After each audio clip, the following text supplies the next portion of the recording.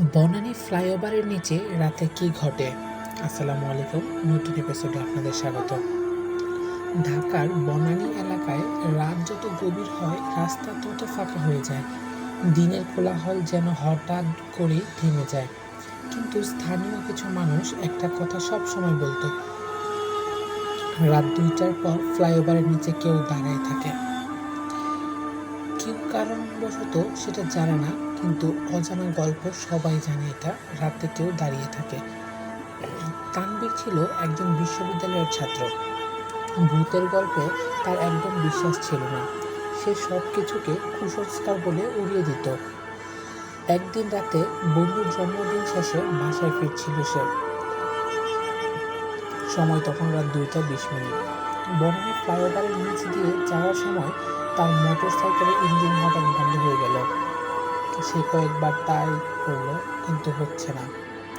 চারপাশে অস্বাভাবিক নীরবতা। দূরে একটি রাস্তায় বাতি টিমটিম করে জ্বলছে। তানভীর বাইক থেকে নেমে ইঞ্জিন পরীক্ষা করছিল। হঠাৎ তার মনে হলো কেউ তাকে দেখছে। সে চারপাশে তাকালো, কেউ নেই। ঠিক তখনই একজন বৃদ্ধকে দেখা পেল। বৃদ্ধ ধীরে ধীরে রাস্তা পার হচ্ছিলেন। তার গায়ে পুরনো ধূসর পাঞ্জাবি, মাথা নিচু। তানভীর ভাবল লোকটার কাছে সাহায্য চাইবে। সে চিৎকার করে বলল, চাচা একটু শুনবেন? কিন্তু বৃদ্ধ কোনো উত্তর দিল না। বৃদ্ধটি হাঁটতে হাঁটতে রাস্তার মাঝখানে পৌঁছালেন। হঠাৎ একটা ট্রাক প্রচণ্ড গতিতে তার দিকে এড়িয়ে গেলেন। তানভীর আতঙ্কে চিৎকার করে উঠল, চাচা সাবধান! কিন্তু পরের মুহূর্তে যা ঘটল তা দেখে তার শরীর জমে গেল। ট্রাকটি বৃদ্ধের ভেতরে দিয়েই যাচ্ছিল, ঠিক যেন তিনি কুয়াশা। কোনো আঘাত লাগলো না, কোনো রক্ত নেই, কিছুই হয়নি।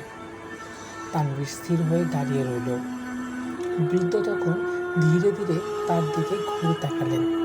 মুখটা দেখে তানভীর গলা শুকিয়ে গেল।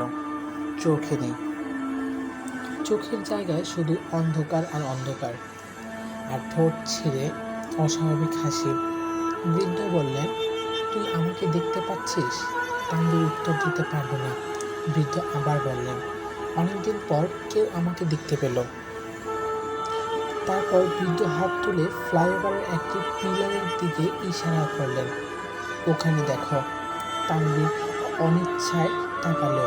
পিলারের পাশে একজন মানুষের দাঁড়িয়ে আছে। তারপর আরেকজন, মোট 7 জন।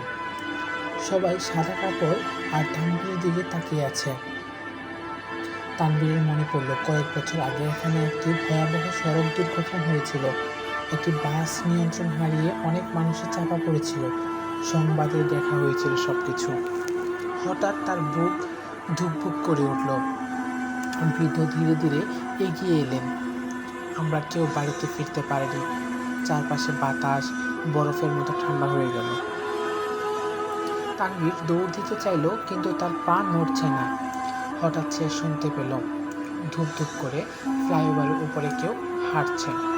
কিন্তু শব্দটা মানুষের হাঁটার মতো নয়, যেন বিশাল একটা হামড়ি দিয়ে দিচ্ছে।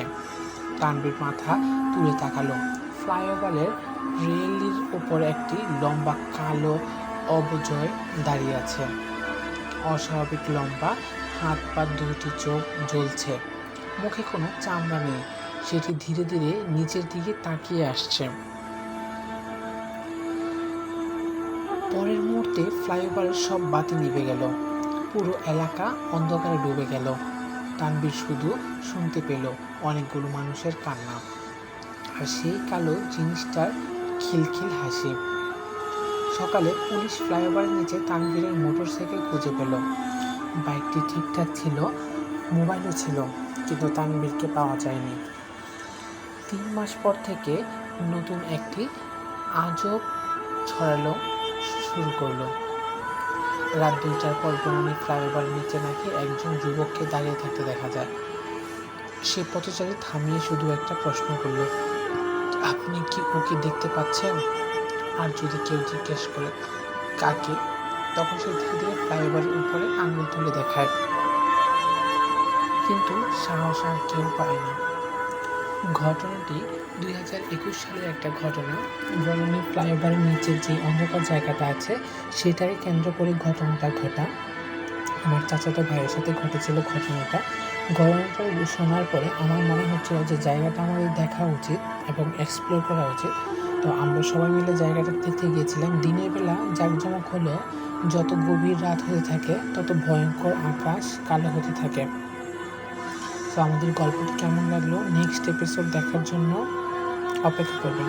আল্লাহ হাফেজ।